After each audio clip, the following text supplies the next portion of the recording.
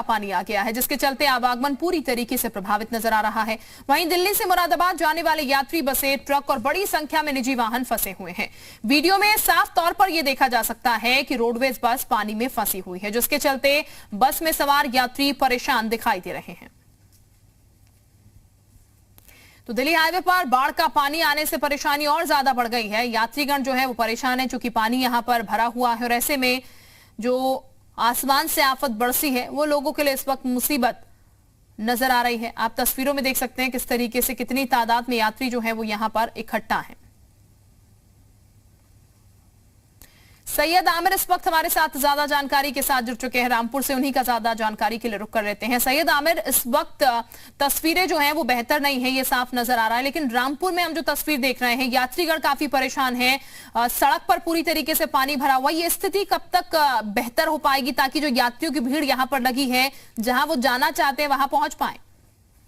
देखिए, चूंकि ये राष्ट्रीय राजमार्ग है, नेशनल हाईवे है, नेशनल हाईवे सीधा दिल्ली को जोड़ता है और जिस तरह के थे हमने वहां पर जाकर देखा कि वहां पर हाईवे के दोनों तरफ पहले एक तरफ पानी आया था तो एक तरफ का रास्ता चल रहा था, लेकिन बाद में दूसरी तरफ भी पानी आ गया, जिसकी वजह से एक तो लंबी जो जाम की स्थिति थी वो उत्पन्न हो गई, दूसरी तरफ यात्री परेशान हो रहे थे। एक रोडवेज बस ने जाने की कोशिश की तो वो धंस गई वहां पर।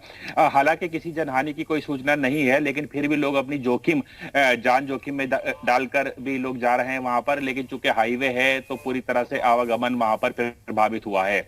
दूसरी तरफ जहां पर मैं खड़ा हूं, ये रामपुर की कोसी नदी है। यहां का जलस्तर अभी नीचे गिरता हुआ दिखाई नहीं दे रहा है, जलस्तर काफी ज्यादा बढ़ा हुआ है। मेरे पीछे आप देख लें किस तरह से यहाँ पर लोग भी जो है खड़े हुए हैं, यहाँ पर लोग जो है ये यही आसपास के गांवों के सहमे हुए हैं। दूसरी बात ये थी कि एक शख्स यहाँ पर फंसा हुआ था, यहाँ पर एक बैराज है, बैराज में जो निजी सुरक्षा गार्ड था वो रात भर फंसा रहा था, जिसको एनडीआरएफ की टीम ने आकर जो है रिलीफ किया, रेस्क्यू किया।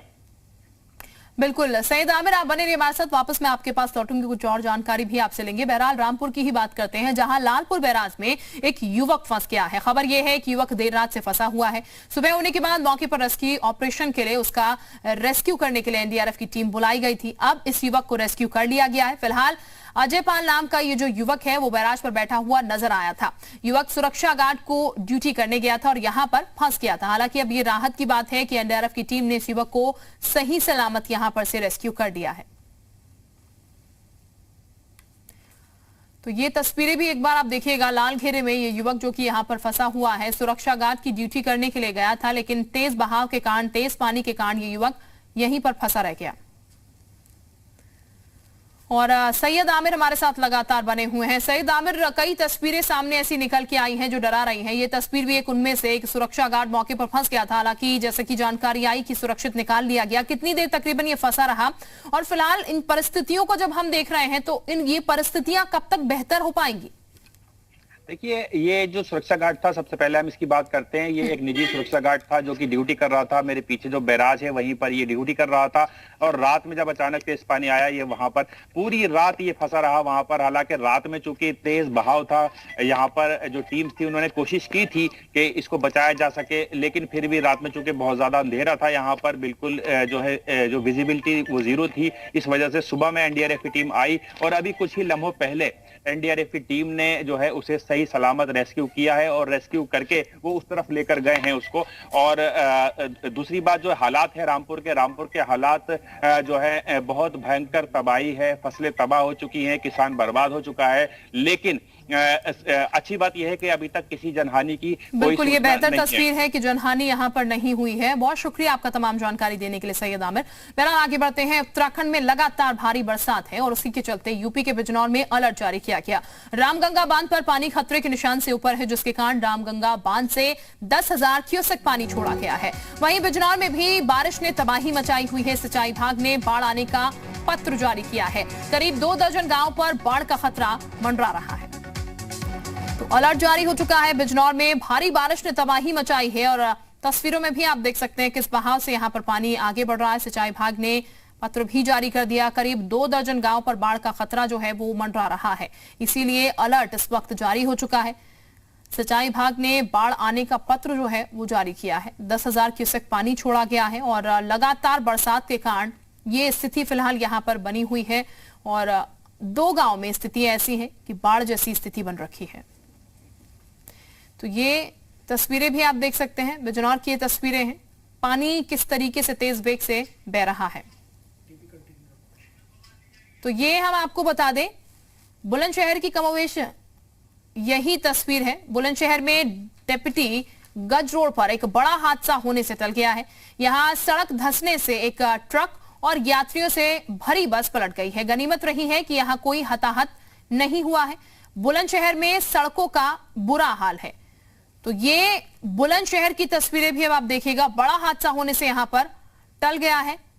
डिप्टी गंज रोड पर सड़क जो है वो धंस गई है। ट्रक और यात्रियों से भरी ये बस जो है वो पलट गई है।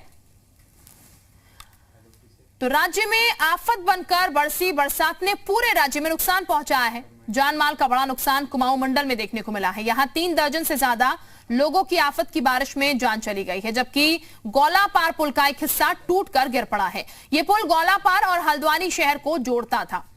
तो बरसात की तरह से ये जो तस्वीरें आ रही हैं उससे आप अंदाजा लगा पाएंगे कि कैसी मुसीबतें इस वक्त लोगों के लिए फिलहाल बनी हैं। कोशिशें चल रही हैं। में यूं तो मानसून की समाप्ति हो चुकी थी। बाकायदा मौसम विभाग ने इसकी घोषणा की थी और किसी को यह उम्मीद नहीं थी कि अक्टूबर के महीने में बड़ी तबाही आ सकती है। ये तबाही आई और इसमें कई लोग काल के गाल में समा गए।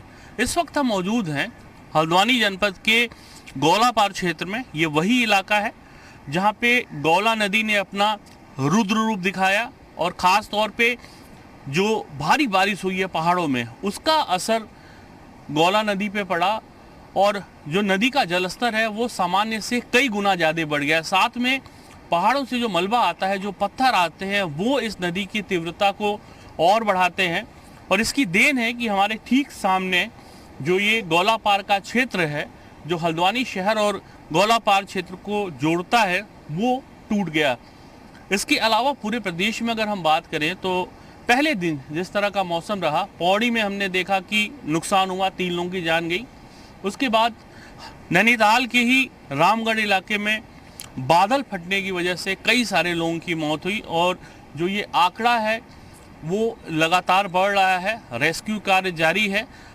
एक शुक्र की बात यह है कि मौसम विभाग ने आज के लिए कोई अलर्ट जारी नहीं किया है। हालांकि हल्द्वानी के आसमान पे आप देखेंगे कि अभी बादल छाए हुए हैं, लेकिन मौसम विभाग का दावा है कि दोपहर बाद तक जो ये बादल हैं वो छट जाएंगे और लोगों को बारिश से, उस आफत की बारिश से निजात मिलेगी, राहत मिलेगी।